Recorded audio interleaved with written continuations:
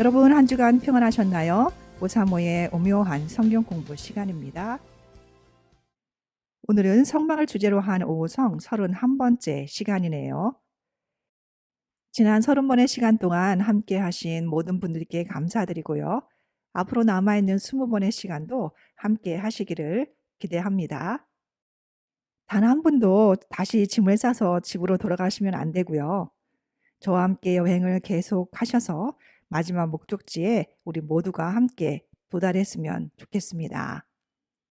자, 다시 한번 마음을 가다듬고요. 31번째 여행 출발하겠습니다.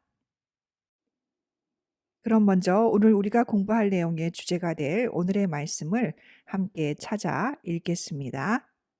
마태복음 10장 16절 말씀입니다. 보라, 내가 너희를 보냄이 양을 이리 가운데로 보냄과 같도다. 그러므로 너희는 뱀같이 지혜롭고 비둘기같이 순결하라. 아멘. 지난 시간들을 통해서 우리는 하나님께서 하나님의 제사장으로 부르신 그 거룩한 소명에 대해 생각해 보았습니다. 또한 오늘날 하나님의 왕 같은 제사장으로서 우리가 그들에게서 어떠한 교훈을 얻을 수 있는지 살펴보았었죠. 오늘도 우리는 하나님께서 하나님의 임재의 장소에서 사역하도록 임명하신 제사장직에 대해 좀 더 공부해 보려고 합니다. 지난 시간에는 우리가 제사장들의 의복에 대해서 살펴보았었는데요. 그것을 통해서 하나님께서 그들을 위해 정하신 엄격한 기준이 있었다 하는 것을 알 수 있었습니다. 의복과 관련된 것 이외에도 하나님께서 제사장들에게 요구하신 또 다른 자격 조건들이 있었는데요. 그것을 공부하면서 우리가 어떤 교훈을 얻을 수 있을지 생각해 보도록 하겠습니다. 민수기 8장 24절부터 26절에는요. 성막에서 봉사하게 될 레위인들의 나이에 대해 기록하고 있는데요. 레위인은 이같이 할지니 곧 25세 이상으로는 회막에 들어가서 복무하고 봉사할 것이요 50세부터는 그 일을 쉬어 봉사하지 아니할 것이나 그의 형제와 함께 회막에서 돕는 직무를 지킬 것이요 일하지 아니할 것이라. 너는 레위인의 직무에 대하여 이같이 할지니라. 아멘. 이곳에서는 성막에서 봉사하는 레위인들의 나이를 25세에서 50세로 규정하고 있습니다. 그 기준 연령이 시대에 따라 조금씩 달라지기도 했지만요. 그들이 정신적으로나 육체적으로 가장 건강한 시기에 성막에서 봉사하기를 원하셨던 것은 분명한 것 같습니다. 하지만 50세가 넘었다고 해서 그들이 봉사에서 완전히 제외된 것은 아니었고요. 26절에서 말하고 있는 것처럼 그들의 형제들을 도와 여전히 봉사하기를 원하셨습니다. 이번에는 레위기 21장 5절과 10절 말씀을 볼까요? 먼저 5절 말씀입니다. 제사장들은 머리털을 깎아 대머리 같게 하지 말며 자기의 수염 양쪽을 깎지 말며 살을 베지 말고 10절 말씀입니다. 자기의 형제 중 관유로 부음을 받고 위임되어 그 예복을 입은 대제사장은 그의 머리를 풀지 말며 그의 옷을 찢지 말며. 아멘. 이곳에서는 제사장들이 그들의 외모를 어떻게 유지해야 하는지를 말하고 있는데요. 머리털의 일부분을 칼로 밀어 대머리같이 만든다거나 수염의 양쪽을 둥글고 짧게 자른다거나 또한 죽은 자를 위한 애통의 표시로 살을 베는 것은 당시 이방 민족들에게 성행하던 미신적인 풍습이었습니다. 따라서 하나님께서 선택하신 제사장들이 그러한 이방의 풍습을 좇지 말기를, 다시 말해 우상 숭배자들의 관습을 따르지 말기를 말씀하고 계십니다. 또한 하나님께서는 제사장의 결혼에 대해서도 지침을 주시는데요. 그것은 레위기 21장 13절부터 14절에서 찾아볼 수 있습니다. 그는 처녀를 데려다가 아내를 삼을지니 과부나 이혼당한 여자나 창녀짓을 하는 더러운 여인을 취하지 말고 자기 백성 중에서 처녀를 취하여 아내를 삼아. 아멘. 제사장들이 아내로 삼아야 할 여자는 자기 백성 중에 있는 처녀라고 규정을 하시는데요. 이러한 기준을 통해 과부나 이혼당한 여자 등을 무시하거나 폄하하려는 의도가 아니고요. 그러한 기준을 통해서 하나님께서 선택하고 임명하신 그 제사장직의 거룩성과 순결성을 보존하기 위한 목적을 담고 있습니다. 그리고 레위기 10장에서 또 다른 기준을 말씀해 주셨는데요. 8절부터 10절을 같이 읽겠습니다. 여호와께서 아론에게 말씀하여 이르시되 너와 내 자손들이 회막에 들어갈 때에는 포도주나 독주를 마시지 말라. 그리하여 너의 죽음을 면하라. 이는 너희 대대로 지킬 영영한 규례라. 그리하여야 너희가 거룩하고 속된 것을 분별하며 부정하고 정한 것을 분별하고. 아멘. 당시 이방의 종교인들은요, 포도주나 독주를 마시고 술에 취해 그들의 종교 의식을 행하곤 했답니다. 하나님께서는 하나님께 가까이 오도록 선택하시고 부르신 제사장들이 다른 그 어떤 것에 힘을 빌어 하나님께 가까이 오는 것을 원치 않으셨습니다. 왜냐하면 그들은 거룩하고 속된 것을 분별해야 하며 부정하고 정한 것을 분별해야 하기 때문입니다. 그렇다면 하나님께서 이처럼 제사장들을 위한 구체적인 조건을 제시하신 이유가 무엇일까요? 그에 대한 대답을 레위기 22장 31절부터 33절을 통해 찾아볼 수 있죠. 같이 읽어볼까요? 너희는 내 계명을 지키며 행하라. 나는 여호와이니라. 너희는 내 성호를 속되게 하지 말라. 나는 이스라엘 자손 중에서 거룩하게 함을 받을 것이니라. 나는 너희를 거룩하게 하는 여호와요 너희의 하나님이 되려고 너희를 애굽 땅에서 인도하여 낸 자니 나는 여호와이니라. 아멘. 레위기 22장 9절에서도 그 엄격한 조건의 이유를 알 수 있는데요. 레위기 22장 9절도 같이 읽어보겠습니다. 그들은 내 명령을 지킬 것이니라. 그것을 속되게 하면 그로 말미암아 죄를 짓고 그 가운데에서 죽을까 하노라. 나는 그들을 거룩하게 하는 여호와이니라. 아멘. 이 구절들을 통해서 하나님께서는 그들을 거룩하게 하시기 위해서 그토록 엄격한 조건을 제시하셨다는 것을 알 수 있습니다. 또한 그토록 엄격한 기준을 통해서 거룩한 하나님의 제사장으로 삼으신 이유는 하나님께서 거룩히 여김을 받으시기 위함입니다. 다시 말해 하나님께서 그들의 거룩한 하나님이 되시기 원하셨던 것입니다. 이러한 이유와 목적 때문에 하나님께서는 그들을 세상으로부터 구별하여 거룩하게 하셨던 것이죠. 그들이 만일 하나님의 명령을 지키지 않는다면 그들에게는 어떠한 일이 벌어지게 되나요? 좀 전에 우리가 읽은 레위기 22장 9절이 말하고 있는 것처럼 그들은 죽을 수도 있었습니다. 구약 성경에 등장하는 많은 족장들이나 예언자들, 또한 제사장들, 왕들의 삶에 있어서 공통적으로 발견할 수 있는 주제는 거룩함입니다. 구약 성경에 등장하는 거룩함이라는 단어가 뜻하는 것은요, 세속적인 것과 반대되는 구별된 무엇인가를 의미합니다. 이러한 주제는 하나님의 말씀 속에서 끊임없이 발견할 수 있는데요. 하나님께서는 이스라엘이라는 한 민족을 구별하셨을 뿐 아니라 하나님을 위해 특별히 봉사할 사람들을 개인적으로 구별 지으셨습니다. 우리는 여기서 이 거룩함이라는 주제가 우리와는 어떠한 관계가 있는지 생각해 보아야 할 것입니다.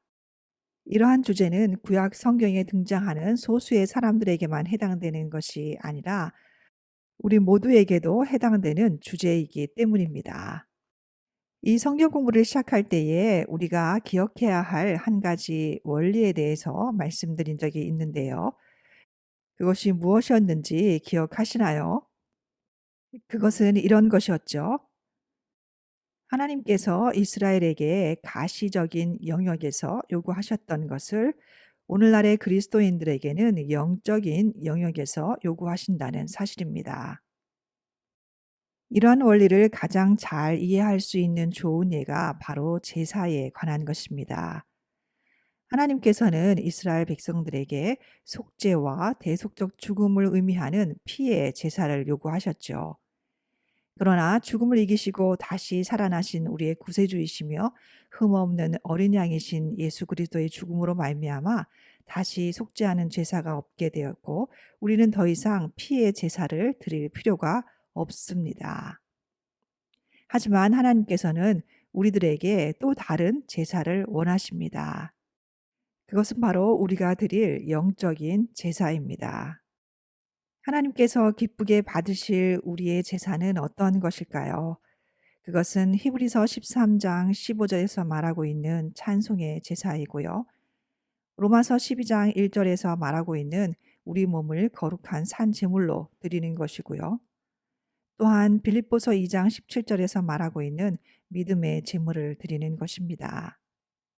이러한 원리가 거룩함이라는 주제에도 그대로 적용이 되는데요.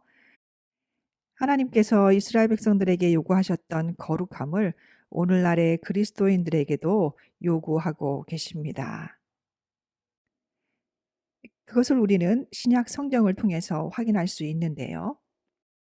예수님이 기도하신 내용을 기록하고 있는 요한복음 17장을 통해서 우리는 그리스도께서 우리의 구별됨을 간절히 원하고 계셨다는 것을 잘 이해할 수 있습니다. 요한복음 17장을 찾아 13절부터 21절을 같이 읽겠습니다. 지금 내가 아버지께로 가오니 내가 세상에서 이 말을 하옵는 것은 그들로 내 기쁨을 그들 안에 충만히 가지게 하려 함이니이다. 내가 아버지의 말씀을 그들에게 주었사오매 세상이 그들을 미워하였사오니 이는 내가 세상에 속하지 아니함 같이 그들도 세상에 속하지 아니함으로 인함이니이다. 내가 비옵는 것은 그들을 세상에서 데려가시기를 위함이 아니요 다만 악에 빠지지 않게 보존하시기를 위함이니이다. 내가 세상에 속하지 아니함 같이 그들도 세상에 속하지 아니하였사옵나이다. 그들을 진리로 거룩하게 하옵소서. 아버지의 말씀은 진리니이다. 아버지께서 나를 세상에 보내신 것 같이 나도 그들을 세상에 보내었고 또 그들을 위하여 내가 나를 거룩하게 하오니 이는 그들도 진리로 거룩함을 얻게 하려 함이니이다. 내가 비옵는 것은 이 사람들만 위함이 아니요 또 그들의 말로 말미암아 나를 믿는 사람들도 위함이니 아버지여 아버지께서 내 안에 내가 아버지 안에 있는 것 같이 그들도 다 하나가 되어 우리 안에 있게 하사 세상으로 아버지께서 나를 보내신 것을 믿게 하옵소서. 아멘. 본문은 예수님께서 십자가의 순환을 당하시기 전에 마지막으로 드리신 기도인데요. 예수님께서는 지금 누구를 위해서 이렇게 기도하신다고 생각하시나요? 네, 그렇죠. 예수님을 믿는 모든 사람들을 위해 이러한 기도를 하셨습니다. 20절에 보시면 예수님께서 그들이라고 일컫는 제자들뿐만이 아니라 그 제자들을 통해서 예수님을 믿게 될 모든 사람들을 위해서 이러한 기도를 드리시는 것이죠. 두 번째 문제 볼까요? 세상이 그들을 미워한 이유는 무엇인가요? 네, 그렇습니다. 14절에서 확인할 수 있는 것처럼 그들도 예수님처럼 세상에 속하지 아니하였기 때문이죠. 예수님께서는 하나님께서 그들을 무엇으로 거룩하게 하여 주시기를 기도하셨나요? 예수님께서는 예수님을 믿는 모든 사람들이 예수님으로 말미암아 얻게 된 깨끗한 신분을 유지하기 위해 거룩한 삶을 살기를 원하셨습니다.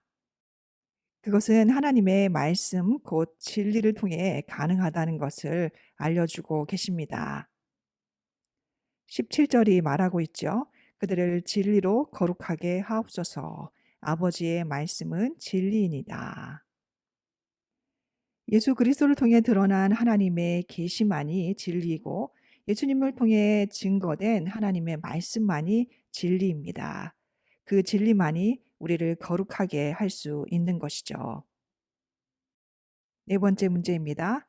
예수님께서는 그들을 어떤 곳으로 보내셨나요? 네, 그렇습니다. 성부 하나님께서 성자 예수님을 세상에 보내신 것과 같이 예수님은 예수님의 제자들을 세상으로 보내셨습니다. 그래서 예수님의 제자들이 사역을 해야 할 곳은 세상이죠. 이 세상은 어떤 곳인가요? 세상은 종종 하나님의 나라와 대립되는 개념으로 이해되고요. 때로는 사탄에 의해 대표되는 곳이기도 합니다. 하지만 하나님께서는 그 세상을 너무도 사랑하셨고요. 그 세상을 구원하시기 위해 하나님의 아들 예수 그리스도를 보내주셨습니다. 그 세상으로 제자들을 보내시면서 예수님께서는 이렇게 기도하십니다. 다만 악에 빠지지 않게 보존하여 주시라고요. 예수님께서는 이 기도를 통해서 우리에게 중요한 가르침을 주고 계시는데요. 예수님께서 이 땅 위에서 사역을 하시는 동안 그러셨던 것처럼요. 우리도 이 세상에 살 동안 우리의 거룩함이나 구별됨에 대해 완벽한 조화를 이루기를 원하신다는 사실입니다. 그 완벽한 조화란 어떤 것일까요? 그것은 우리는 세상 안에 있지만 세상에 속하지 않는다는 것입니다. 하나님께서는 우리를 거룩한 사람들로 부르셨고 세상 안에 두셨지만 세상에 의해 오염되지 않기를 원하십니다. 구약 성경 민수기에는 세상 속에서 구별된 삶을 살기 원하는 이스라엘 백성 개개인을 위한 아주 중요한 내용이 담겨져 있습니다. 민수기 6장을 펼치시고요. 1절부터 21절을 같이 읽겠습니다. 여호와께서 모세에게 말씀하여 이르시되 이스라엘 자손에게 전하여 그들에게 이르라. 남자나 여자가 특별한 서원 곧 나시린의 서원을 하고 자기 몸을 구별하여 여호와께 드리려고 하면 포도주와 독주를 멀리하며 포도주로 된 초나 독주로 된 초를 마시지 말며 포도즙도 마시지 말며 생포도나 건포도도 먹지 말지니 자기 몸을 구별하는 모든 날 동안에는 포도나무 솟아는 씨나 껍질이라도 먹지 말지며 그 서원을 하고 구별하는 모든 날 동안은 삭도를 절대로 그의 머리에 대지 말 것이라. 자기 몸을 구별하여 여호와께 드리는 날이 차기까지는 그는 거룩한즉 그의 머리털을 길게 자라게 할 것이며 자기의 몸을 구별하여 여호와께 드리는 모든 날 동안은 시체를 가까이 하지 말 것이요 그의 부모 형제 자매가 죽은 때라도 그로 말미암아 몸을 더럽히지 말 것이니 이는 자기의 몸을 구별하여 하나님께 드리는 표가 그의 머리에 있음이라. 자기의 몸을 구별하는 모든 날 동안 그는 여호와께 거룩한 자니라. 누가 갑자기 그 곁에서 죽어서 스스로 구별한 자의 머리를 더럽히면 그의 몸을 정결하게 하는 날에 머리를 밀 것이니 곧 일곱째 날에 밀 것이며 여덟째 날에 산 비둘기 두 마리나 집 비둘기 새끼 두 마리를 가지고 회막문에 와서 제사장에게 줄 것이요 제사장은 그 하나를 속죄 제물로 하나를 번제물로 드려서 그의 시체로 말미암아 얻은 죄를 속하고 또 그는 그날에 그의 머리를 성결하게 할 것이며 자기 몸을 구별하여 여호와께 드릴 날을 새로 정하고 1년 된 순양을 가져다가 속건 제물로 드릴지니라. 자기의 몸을 구별한 때에 그의 몸을 더럽혔은즉 지나간 기간은 무효니라. 나시린의 법은 이러하니라. 자기의 몸을 구별한 날이 차면 그 사람을 회막문으로 데리고 갈 것이요 그는 여호와께 헌물을 드리되 번제물로 1년 된 흠 없는 순양 한 마리와 속죄 제물로 1년 된 흠 없는 어린 암양 한 마리와 화목 제물로 흠 없는 순양 한 마리와 무교병 한 광주리와 고운 가루에 기름 섞은 과자들과 기름 바른 무교 전병들과 그 소제물과 전제물을 드릴 것이요 제사장은 그것들을 여호와 앞에 가져다가 속죄제와 번제를 드리고 화목제물로 순양의 무교병 한 광주리를 아울러 여호와께 드리고 그 소제와 전제를 드릴 것이요 자기의 몸을 구별한 나시리는 회막문에서 자기의 머리털을 밀고 그것을 화목제물 밑에 있는 불에 둘지며 자기의 몸을 구별한 나시린이 그의 머리털을 민 후에 제사장이 삶은 순양의 어깨와 광주리 가운데 무교병 하나와 무교 전병 하나를 취하여 나시린의 두 손에 두고 여호와 앞에 요제로 흔들 것이며 그것과 흔든 가슴과 받들어 올린 넓적다리는 성물이라 다 제사장에게 돌릴 것이니라. 그 후에는 나시린이 포도주를 마실 수 있느니라. 이는 곧 서원한 나시린이 자기의 몸을 구별한 일로 말미암아 여호와께 헌물을 드림과 행할 법이며 이 외에도 힘이 미치는 대로 하려니와 그가 서원한 대로 자기의 몸을 구별하는 법을 따라 할 것이니라. 아멘. 네, 우리가 지금 읽은 본문은 구별되고 헌신된 삶을 살기 원하는 나시린의 법에 대해 자세히 기록하고 있습니다. 2절에서 말하고 있는 것처럼요. 이 특별한 서원은 이스라엘 자손 중 남자나 여자 누구나 할 수 있었습니다. 남자에게만 허락되었고 또 세습되었던 제사장 직분과는 달리요. 이 나시린 제도는 이스라엘 백성 중 남자든 여자든 누구에게나 열려 있었고요. 또한 자발적인 서원이었다는데 그 의미가 있습니다. 이 나시린의 서원은 일정 기간 동안 하나님께 전적으로 헌신하기 원하는 이스라엘 남자나 여자에 의해 행해질 수 있었는데요. 그 기간은 짧게는 몇 개월, 길게는 평생이 되기도 했습니다. 우리가 알고 있는 사람들 중에 나시린의 삶을 살았던 사람들이 꽤 있지요. 어떤 사람은 하나님께서 그들의 생애를 나시린으로 구별지어 놓으셨던 경우도 있었습니다. 대표적인 인물이 삼손이죠. 또 어떤 사람의 경우에는 부모가 그 자녀를 나시린으로 하나님께 드리기도 하였습니다. 그 대표적인 인물로 사무엘을 들 수 있을 것입니다. 이러한 나시린의 서원은 전적으로 하나님께 초점을 맞추는 서원이라고 할 수 있습니다.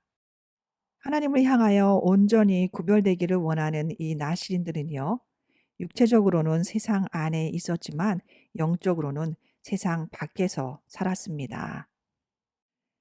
3절과 4절에는 이 나시린들이 지켜야 할 한 가지 규정이 기록되어 있는데요. 그것들은 무엇인가요? 3절과 4절을 다시 한번 읽어볼까요? 포도주와 독주를 멀리하며 포도주로 된 초나 독주로 된 초를 마시지 말며 포도즙도 마시지 말며 생포도나 건포도도 먹지 말지니 자기 몸을 구별하는 모든 날 동안에는 포도나무 솟아는 씨나 껍질이라도 먹지 말지며. 이 구절을 읽으면서 조금 지나치다는 생각이 들기도 하는데요. 포도주나 독주를 금하시는 것은 물론이고요. 심지어 포도나무에서 나온 것은 씨나 껍질도 먹지 말라고 지시를 하십니다. 하지만 이 나시린의 서원이 전적으로 하나님께 초점을 맞추는 서원이라는 것을 기억을 하면요. 하나님께서 왜 그러한 규정을 두셨는지를 이해할 수 있습니다.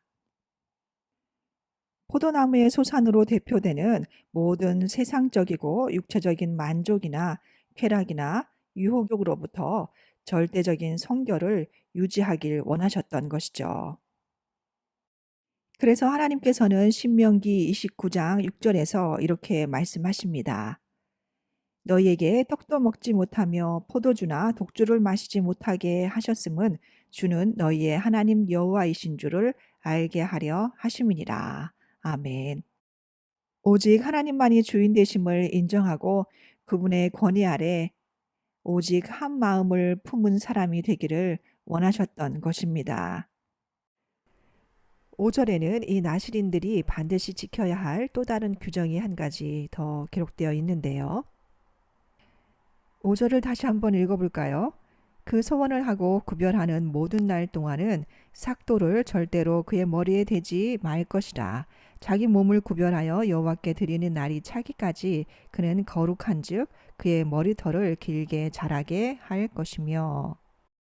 나시린의 서원을 한 사람은 그 서원한 기간 동안 머리를 자를 수 없었는데요. 자르지 않아 길게 자라난 그의 머리카락이 그가 나시린임을 알려주는 표시가 되었습니다. 이러한 서원을 한 또 다른 한 사람을 신약 성경에서 만나볼 수 있는데요. 사도행전 18장 18절을 찾아보시겠어요? 바울은 더 여러 날 머물다가 형제들과 작별하고 배 타고 수리아로 떠나갈새 브리스길라와 아굴라도 함께 하더라. 바울이 일찍이 서원이 있었으므로 겐그레아에서 머리를 깎았더라. 아멘. 하나님께서 이 구절을 통해 바울이 이발소에 들러 그의 머리를 잘랐다는 사실을 우리에게 알려주신 이유는 무엇일까요? 사도행전 18장 1절을 통해서 우리는 바울이 고린도라는 도시로 들어갔음을 알 수 있습니다. 그는 그곳에서 1년 6개월가량 머물면서 복음을 증거했고요. 18절의 내용은 이제 그가 그 도시를 떠나고 있음을 기록하고 있습니다. 고린도라는 도시는 도덕적인 방탕과 거친 생활로 악명이 높았고요. 모든 종교는 부패되어 있었습니다. 그 절망의 도시에 복음을 전하기 위해 바울은 세상 속으로 들어가야만 했습니다. 그는 지혜롭게도 그에게 익숙한 율법을 통해서 자신의 구별됨을 나타내 보여주었습니다. 고린도에서 사역하는 동안 그는 나시린의 삶을 살았던 것이죠. 이제 고린도를 떠나면서 그는 머리를 깎았습니다. 오늘날 많은 그리스도인들이 하나님을 향하여는 구별되었으나 사람들로부터는 구별되지 않은 삶을 살아가고 있습니다. 하지만 이것은 나시린의 정신이 아닙니다. 우리는 세상의 빛이고요. 그 빛을 숨겨둘 수 없습니다. 그렇다면 우리는 어떻게 조화를 이룰 수 있을까요? 마태복음 10장 16절에서 예수님께서는 이렇게 우리에게 가르쳐 주십니다. 마태복음 10장 16절을 함께 찾아 한 목소리로 읽겠습니다. 보라, 내가 너희를 보냄이 양을 이리 가운데로 보냄과 같도다. 그러므로 너희는 뱀같이 지혜롭고 비둘기같이 순결하라. 아멘. 이 구절에서 예수님께서 말씀하시는 것은 바로 조화입니다. 순결함이 없는 지혜로움은 교활함이겠죠. 또한 지혜로움이 결여된 순결함은 어리석음입니다. 성경적 순결함은 성숙된 순결함을 의미하는 것이지 어린아이 같은 무지함을 이야기하는 것이 아닙니다. 사도 바울이 그랬던 것처럼요. 우리도 세상 한가운데로 들어가기 전에 그곳에 무엇이 있는지 반드시 경계해야 합니다. 순결함의 문제는 결코 쉬운 일도 아니고요. 우연히 얻어질 수 있는 것도 아닙니다. 영적 전쟁은 맹렬하고요. 우리는 사단의 공격 대상입니다. 뱀같이 지혜롭고 비둘기같이 순결하십시오. 예수 그리스도께서 지금도 우리를 위해 기도하고 계십니다. 기도하겠습니다. 우리를 세상에 보내셨지만 세상으로부터 오염되는 것을 원치 않으시고 다만 악에 빠지지 않게 보존하시기를 기도하셨던 예수님의 그 기도가 우리 안에 이루어지기를 간절히 소원합니다. 예수님의 이름으로 기도드렸습니다. 아멘. 당신이 하나님의 구별된 사람으로서 그 순결함을 유지하기 위해 진지하게 피해야 할 것은 무엇인가요? 또한 당신의 자녀들이 하나님의 구별된 사람들로서 순결하게 이 세상을 살아갈 수 있도록 당신이 도울 수 있는 방법은 무엇일까요? 이에 대해 깊이 묵상하시고 하나님이 주시는 깨달음대로 실천하시기 바랍니다.